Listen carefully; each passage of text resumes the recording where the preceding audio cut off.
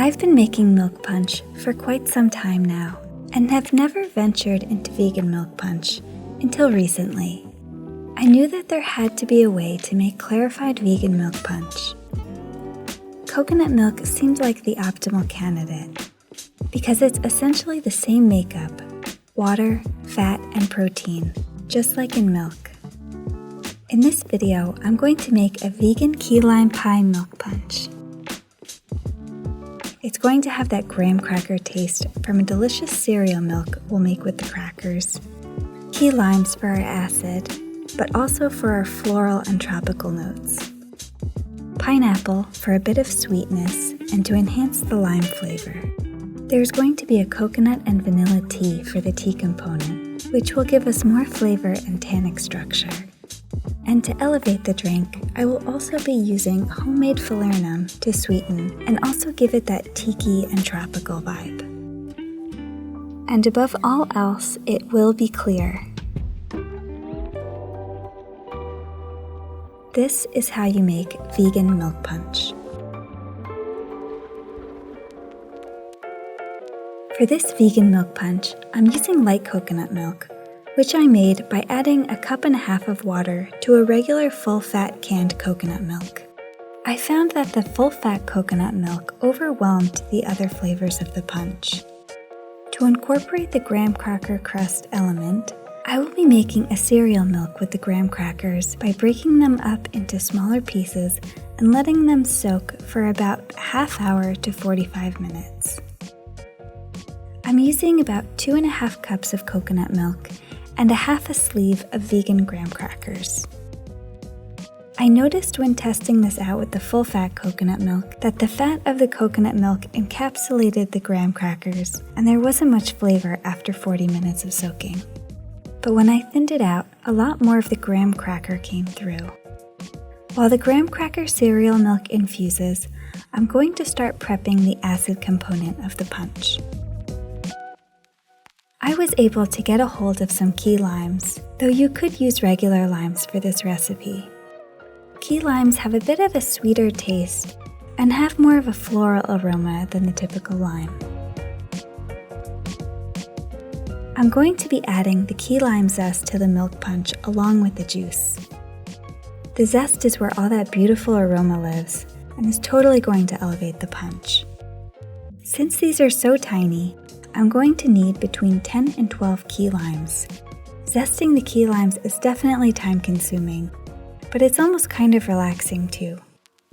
Before I knew it, I had zested all 10 of them. After zesting the key limes, I'm going to go ahead and juice them. I started juicing them one by one, but even I don't have that kind of patience, so I ended up doing about 3 to 4 lime halves at a time. I'm looking for 1/4 cup of juice.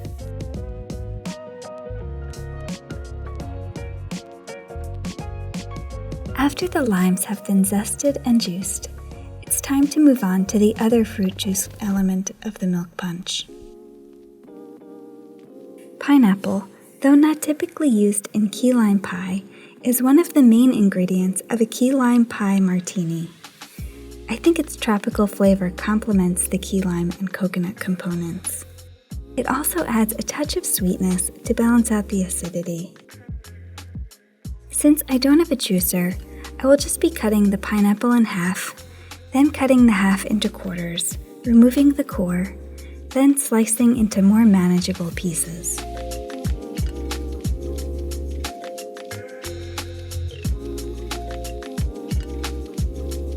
Once my pineapple is prepped, I'm going to add it to my blender with a splash of coconut water to help the blender get started. Now I will just blend this on medium until it's been completely pulverized, which took about 45 seconds to a minute.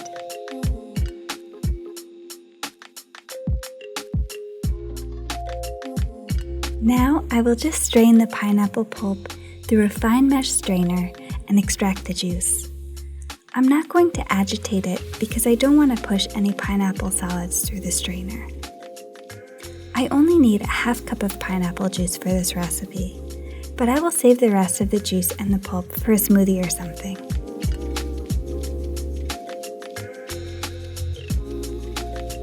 While the pineapple juice strains, I'm going to go ahead and brew the tea. I found this vanilla and coconut black tea at the grocery store and thought it would be perfect for this milk punch. I'm going to be adding 1 tablespoon of the tea to my French press and steep it in about 2 cups of hot water for 5 minutes. This tea smells absolutely heavenly. While I let the tea steep, it's time to strain the graham cracker cereal milk. I'm just going to strain it directly into the pot that I will be heating it in.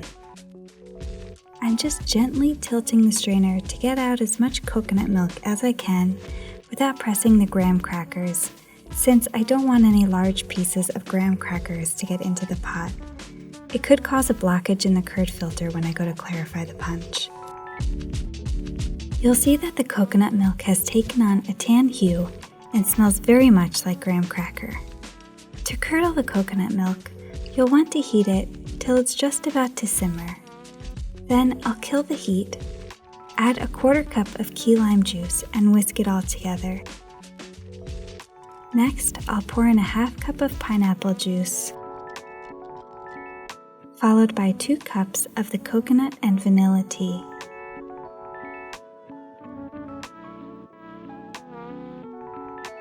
Then I'll add the lime zest.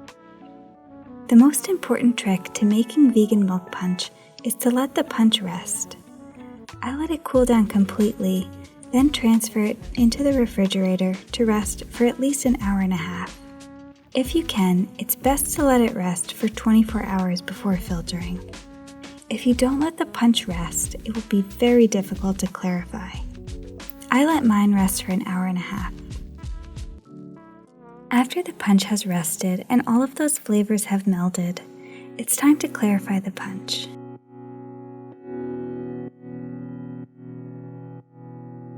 I'm using my nut milk bag to strain the punch.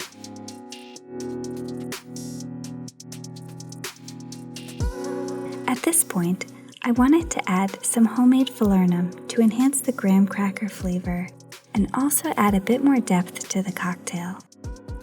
I added 3 ounces. If I were using store-bought, I'd probably add 5 ounces since the flavors aren't as strong. I'll have a video on how to make your own falernum coming soon, and I'll link it to this video once it's ready. I like to pour the punch into a measuring glass with a spout for more control when pouring it.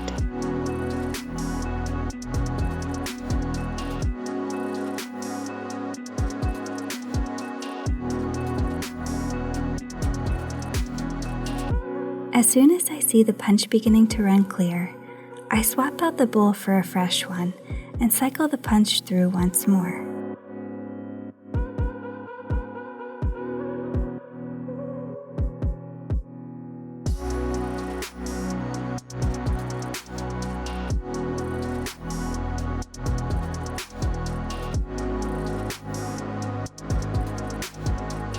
I repeated this step for around 6 or 7 times until it started dripping completely clear.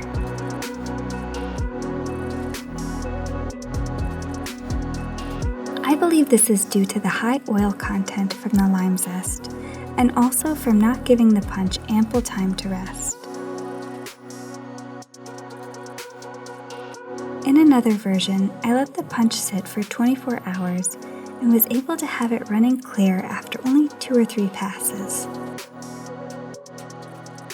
Aside from giving the punch ample time to rest, another important tip to clarifying vegan milk punch, and all milk punch in general, is to very slowly stream in the punch.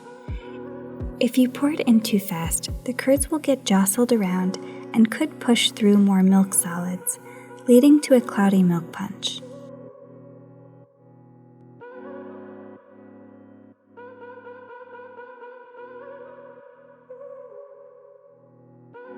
While the punch is clarifying, I'm going to make some vegan meringues to snack on alongside the milk punch, because key lime pie is not complete without meringue.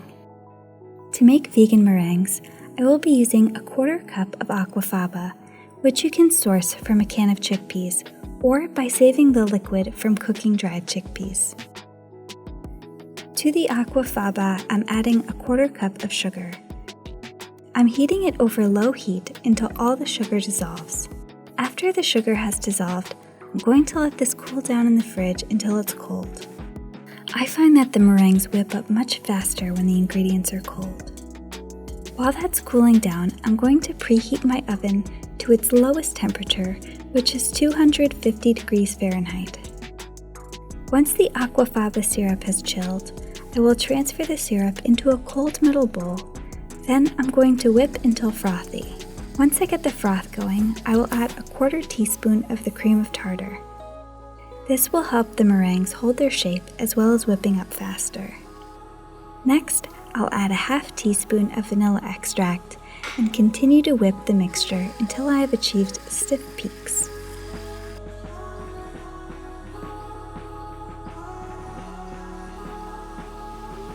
Now all that's left to do is to spoon the meringue onto a parchment-lined baking sheet. A piping bag would lead to neater meringues, but since I don't have one, I just use a teaspoon. I kind of like the organic shapes they make. Now I'll just pop these in the oven for 1 hour and 15 minutes. I let them sit in the oven for an additional 5 to 10 minutes with the heat off and the door cracked. These turned out much better than I expected. You would never know they were made with chickpea water. By the time the meringues were finished, the milk punch was finally clear, and we are ready to make a cocktail. As I mentioned in my last milk punch video, I like to add the base spirit per cocktail, and not to the whole batch. For preservation purposes, you could add around 3 to 4 ounces of vodka to stabilize the punch. This will stop it from fermenting without changing the flavor profile too much. For my key lime milk punch, I'm going to be using Pisco. I love the way Pisco makes citrus flavors pop, which will work great for this citrus-forward milk punch. To my mixing glass, I'm adding just a touch of simple syrup, about a 1/4 ounce. Next, I'll add 1.5 ounces of the vegan key lime milk punch.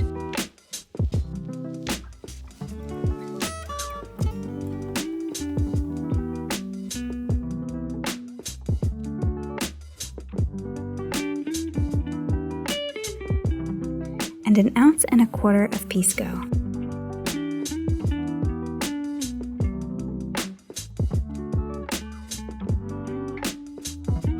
Now I'll stir this for 10 seconds.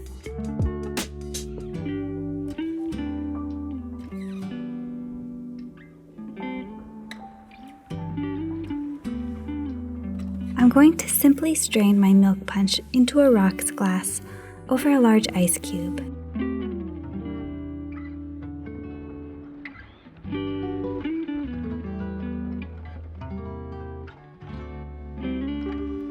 And here it is, my vegan key lime pie milk punch.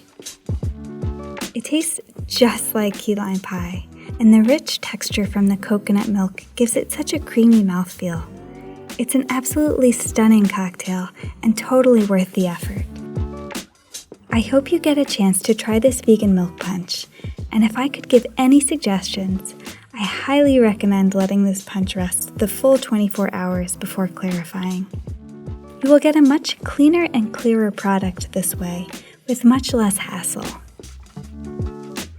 Thank you again for tuning in, and I hope you found this video helpful in your own vegan milk punch endeavors. Let me know in the comments below if you have any tips on making vegan milk punch using other kinds of non-dairy milk. I will see you all again soon with another video. Have a great week.